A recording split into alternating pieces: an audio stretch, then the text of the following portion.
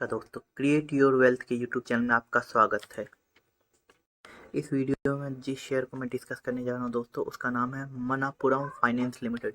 दोस्तों, ये जो कंपनी है ये फाइनेंस करती है गोल्ड से रिलेटेड और अदर्स, जैसे कि आप देख पा रहे होंगे। Manappuram finance is a non banking finance company which provide a wide range of funds based and fee based services including gold loans, money exchange facilities etc।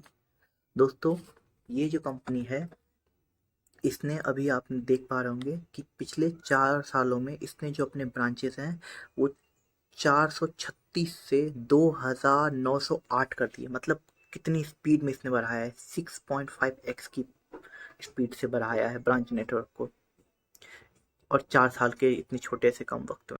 अगर इसके मार्केट कैपिटलाइजेशन की बात किया जाए तो 9,327 करोड़, करंट प्राइस 110 है, जो कि इसके 52 वीक लो के आसपास ही है। मतलब ज़्यादा उसके पास तो नहीं गया, मतलब उसी के आसपास घूम रहा है ये। दोस्तों, अगर 100 रुपीज़ के आसपास या 90 या 95 के आसपास हो जाए तो बेहतरीन शेयर होगा इस प्राइस रेंज में। अगर इसके पीई की बात करें तो ऑलमोस्ट 6 का पीई है। लेकिन दोस्तों, अगर हम इसके कॉम्पिटिटर की पीई की बात करें जो कि मुथूट फाइनेंस लिमिटेड है, उसका मार्केट कैपिटलाइजेशन 42,849 करोड़ है, मार्केट प्राइस 1069 है और उसका पी 12 का है, तो ऑलमोस्ट डबल है। दोस्तों, मैं ये नहीं कह रहा कि ये जो शेयर है इसका जो प्राइस है, सॉरी पी जो है, वो मुथूट फाइनेंस कितना हो जाएगा। लेकिन दोस्तों, जो इसका पी है वो इसके कॉम्पिटिटर का आधा है। अगर ये 10 पे भी जाता है तो ये एक अच्छा ऑप्शन हो सकता है।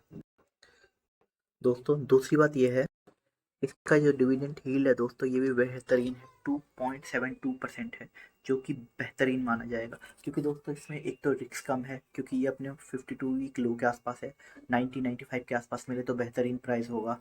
और ये ऑलमोस्ट 3% के करीब का डिविडेंड भी हो जाएगा। अगर उस प्राइस के आसपास जाए तो ऑलमोस्ट 3% हो जाएगा, जो कि एक अच्छा डिविडेंड यील्ड भी माना जाएगा। क्योंकि बैंक भी दोस्तों आपको 5 से 6% का ही फिक्स डिपॉजिट पे देता है। जो अगर आप फिक्स डिपॉजिट करवाते हो 5 या 6% का ही चलता रहता है, तो इसमें 3% आपको मिल रहा है डिविडेंड यील्ड, तो ये बहुत अच्छा माना जाएगा। और प्राइस एप्रिसिएशन भी है इसके साथ, जो कि बेहतरीन चीज़ है। रेवेन्यू की बात किया जाए तो इस क्वार्टर का है 1772, पिछले क्वार्टर का है 1714, और जो इसका मार्च का जो पिछले साल का क्वार्टर था वो था 1481। दोस्तों, अगर इसके पिछले क्वार्टर या पिछले साल के मार्च के क्वार्टर से भी कंपेयर करते हैं तो रेवेन्यू बढ़ रहा है, घट नहीं रहा। हम ये कह सकते हैं कि कम परसेंटेज में बढ़ रहा है, लेकिन बढ़ रहा है। और लेकिन अगर इसके कॉम्पिटिटर की बात किया जाए, उनका Q4 का तो रिजल्ट नहीं आया है, लेकिन अगर उससे पिछले की बात करें जो कि दिसंबर का रिजल्ट है, उसके हिसाब से देखें तो 2660 करोड़ था।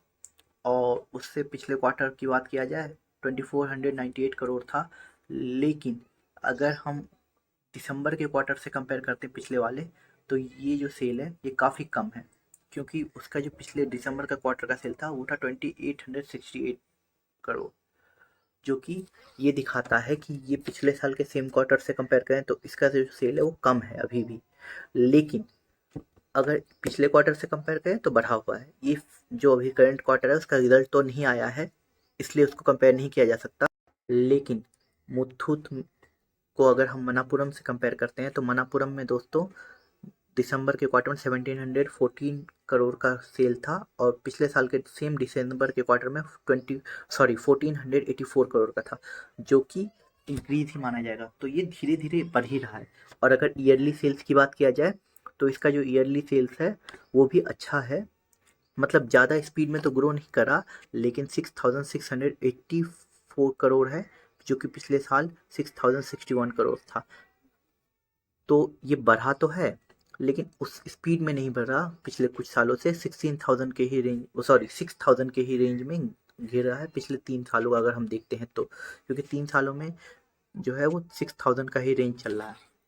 लेकिन दोस्तों, अभी मार्केट में फ्लक्चुएशन और इन्फ्लेशन की वजह से और गोल्ड प्राइस फ्लक्चुएशन की वजह से भी जो है इसके रेवेन्यू पे इसका असर पड़ता है। दोस्तों, अगर आप इस शेयर को शॉर्ट टर्म के लिए लेना चाहते हैं, लाइक अगर आप 15 दिन, 1 महीने या 6 महीने के लिए लेना चाहते हैं, तो मेरे हिसाब से एक अच्छा ऑप्शन हो सकता है।